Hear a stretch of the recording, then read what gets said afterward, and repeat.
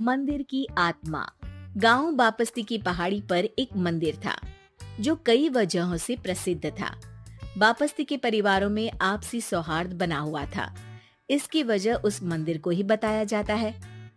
अरे ओ विमला, ये इस मंदिर की कहानी क्या है रे?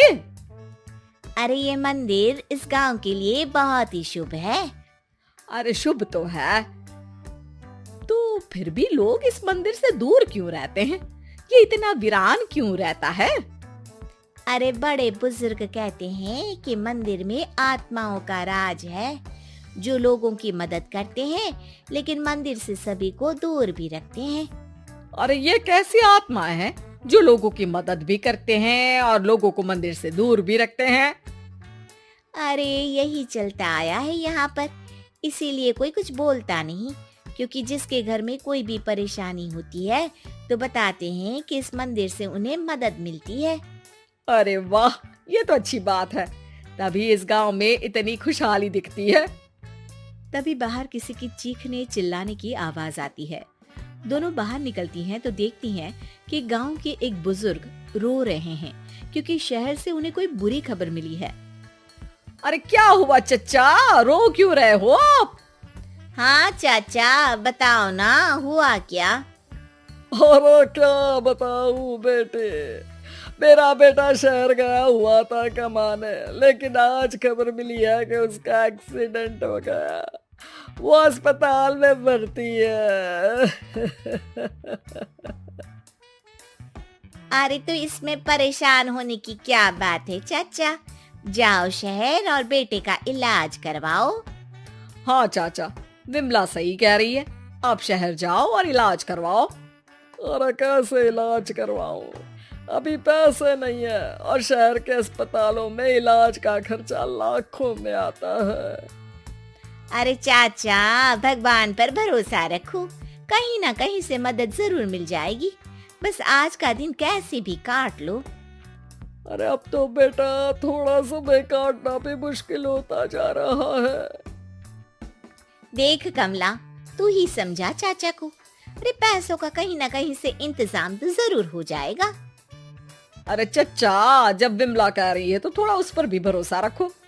चलो आपको घर छोड़कर आ जाती हूँ। उसके बाद कमला उन बुजुर्ग को लेकर चली जाती है और विमला मंदिर की ओर चली जाती है।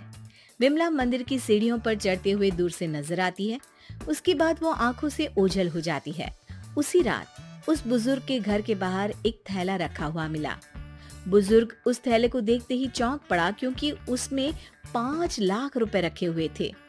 वो बुजुर्ग सुबह दौड़ा दौड़ा गांव के दूसरे बुजुर्गों के पास गया। और मंगल भाई सुनो, मेरे घर के बाहर ये पैसों से भरा बैग रखा हुआ मिला है। अरे किसका है ये भाई? अरे भैया, मुझे क्या पता। तभी उधर से कमला और विमला निकलती हैं। अरे बेटा सुन तो, देख ये क्या रखा हुआ था मेरे घर के सामने। कमला और विमला हैरानी से देखती हैं। अरे वाह, देख विमला, तूने कहा था ना कि कोई ना कोई मदद जरूर करेगा। अरे भगवान सबकी मदद करते हैं, ये पैसों की मदद भी भगवान ने ही भेजी है। और क्या। अब चच्चा सोच क्या रहे हो, शहर जाओ और बेटे का इलाज करवाओ। ठीक है बेटियों, जो तुम कहो। चलो निकलता हूँ शहर बेटे का इलाज करवाने के लिए। अरे विमला, एक बात तो बता, ये इन्हें मिले तो कैसे मिले पैसे? अरे मैं ना कहती थी कि ये मंदिर सबकी मुसीबतों में मदद भेजता है। अरे वाकई बड़ी पुण्य आत्मा है मंदिर में। सो तो है, लेकिन उनके बारे में लोगों को कम ही पता है। अच्छा, और तुम्हें क्या पता है? जितना पता था वो तो बता दिया। ना रे ना, मैं नहीं मानती, तू कुछ तो छिपा रही है। अरे कुछ ना छिपा रही, जो पता था वो बता दिया। मंदिर से लोगों को मदद मिलती है, बस इतना ही पता है। ठीक है बाबा, अब नहीं पूछूंगी। इसके बाद उसी रात कमला चुपचाप अपने कमरे से निकलती है और मंदिर की ओर चल पड़ती है। कमला धीरे धीरे मंदिर के दरवाजे पर पहुंचती है। अंदर से हल्की हल्की रोशनी आ रही थी। इसके बाद जो वो देखती है वो हैरान रह जाती है। कमला इसके बाद तेजी से वापस लौट आती है। दूसरे दिन सुबह सुबह। अरे विमला, तू तो छिपी रुस्तम निकली। है? ऐसा क्या छिपा लिया मैंने? अरे तूने तो भनक ही नहीं लगने दी और चाचा की मदद भी कर दी। हैं? ये क्या कह रही हो? ऐसा कैसे कह सकती हो तुम? मैंने कोई मदद नहीं की। अरे सब पता है मुझे, कल रात मैं गई थी मंदिर। तो क्या देखा? अरे तुम्हारा पति और कुछ लोग वहां दिखे। बोरियों में नोट भरे हुए थे और सभी नोट गिनने में लगे हुए थे।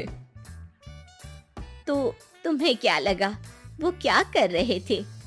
अरे मैं समझ गई कि वो लोग कहीं से डकैती कर पैसे लेकर यहाँ मंदिर के पीछे छिपाते हैं। अब जब तुम जान ही गई हो तो बता देती हूँ, लेकिन ये बात किसी को पता नहीं लगनी चाहिए। मेरे पति डकैती नहीं डालते हैं, बस उन लोगों से पैसे छीनते हैं जिन्होंने गलत तरीके से पैसे बनाए हैं। और फिर लोगों की मदद करते हैं। यही है वो पुण्य आत्माएं जो लोगों को मदद पहुंचाती है। अब समझी? हाँ, अब समझी उन पुण्य आत्माओं का चक्कर। सही है। करते रहो मदद, लेकिन सावधानी से, मेरी तरह कोई और ना पहुंच जाए।